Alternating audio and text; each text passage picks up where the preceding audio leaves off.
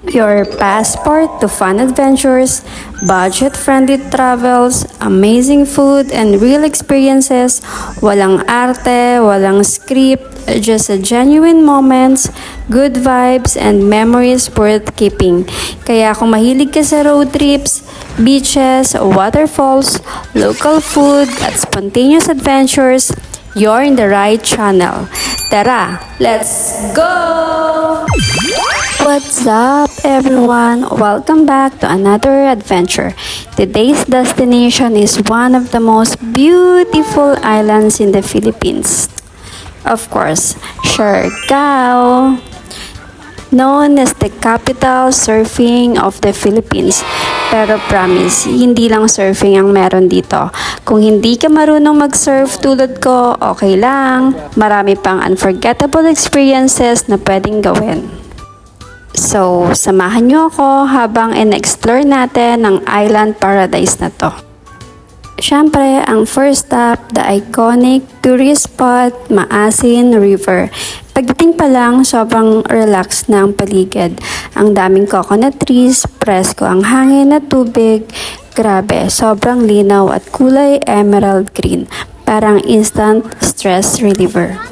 At syempre, galing-galingan ng peg, hindi aalis dito nang hindi susubukan ang sikat na rope swing. Noong una, medyo kabado ako. Sabi ko sa sarili ko, kaya ko ba talaga? Pero dahil minsan lang, syempre, ayan, pabida-bida. Hindi man perfect ang landing, perfect naman ang experience.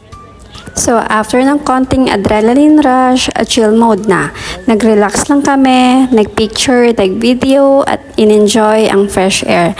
Minsan, hindi mo kailangan ng sobrang daming activities para maging masaya.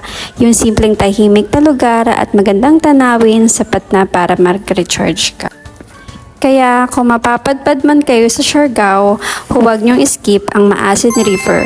Whether gusto mong mag-relax, mag-swimming, mag-picture, or mag-try ng rope swing, siguradong sulit ang visit niyo. But of course, hindi mawawala ang beach. Crystal clear water, soft white sand, and ocean breeze. Ito yung klase ng lugar na gusto mong tambayan buong araw. Yes, honestly. Nakaka-relax lang umupo sa ilalim ng puno ng nyog habang pinapanood ang dagat. Sometimes, the best itinerary is simply, doing nothing. If you're planning your own Siargao trip, here are some things you shouldn't miss. Number 1 is visit the beautiful beaches. Go to island hopping, try the surfing even kung beginner ka. The best way to explore, of course, rent a motorcycle. Discover the hidden gem spot and coconut roads. Watch the breathtaking sunrise and sunset. Oh my God, wag niyong palagpasin yon. And of course, support the local restaurants and cafes. And don't forget to take lots of photos because every corner of Siargao is Instagram worthy. Next stop adventure, ang sikat na Magpupungko Rock Pools. Isa ito sa mga places na talagang worth adding sa itinerary nyo. Pagdating namin, ang unang napansin ko talaga ay ang sobrang linaw ng tubig. Habang low tide, lumalabas ang natural rock pools na parang giant swimming pool na ginawa ng nature. Ang ganda sa personal. Pero, syempre, hindi mawawala ang swimming. Ang sarap magbabad sa malamig na crystal clear na tubig habang napapalibutan ng mga rock formations. Para kang nasa infinity pool na may ocean perfect view. So if you're going to visit, just check ang low tide schedule dahil doon nyo mismo makikita ang rock pool sa pinakamagandang kondisyon. Perfect time din ito para mag-swimming at kumuha ng amazing photos.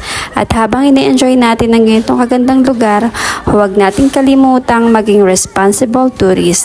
Respect nature, huwag mag-iwan ng basura at tumulong tayong mapanatiling malinis ang mga tourist spots para ma-enjoy din ng mga susunod na bibisita.